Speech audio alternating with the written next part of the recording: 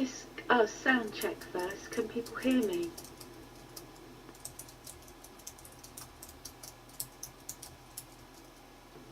With the want and greed, it's outside of myself.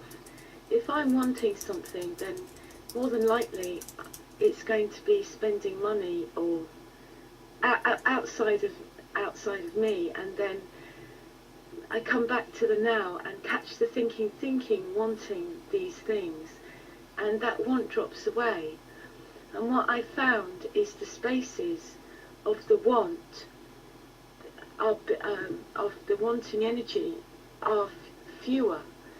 And when it happens, it changes everything, and there's an urgency.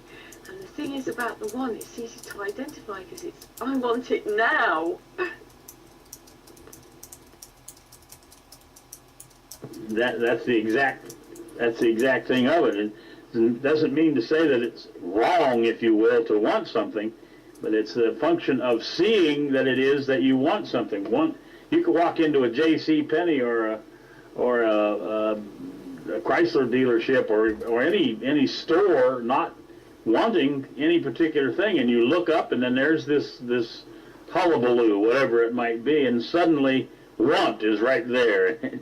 You hadn't even heard of it 5 minutes before that, and all of a sudden you want it. So it's the recognition, it's the tip of the hat, if you will, that it's simply something that you want. Want being a weak sister of need, of course. So if you go ahead, Gavin. What I see there as well is that want is an energy, is the ego's energy, thinking that if it has this thing it wants, it's going to be complete, and that's it. If I have this one thing, then I won't want anything else. And it's such a lie, because as you said over and over, and it's true, want wants more. So it's the inside and not the outside. It's staying in. You see what I mean?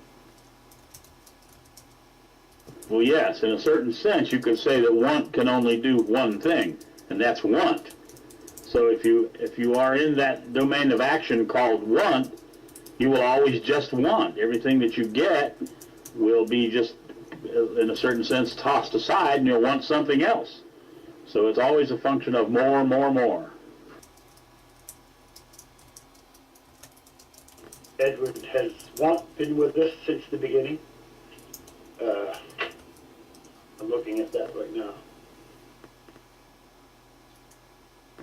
Oh, hello, Brother Ralphus. Welcome. I don't know what you mean by the beginning, but for sure, as long as language, or as long as I've been around,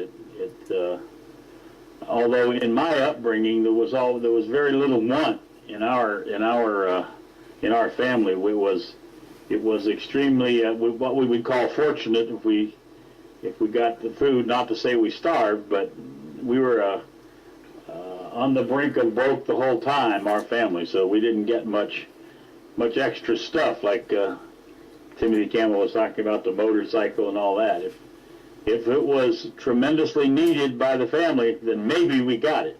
That was about the way it was.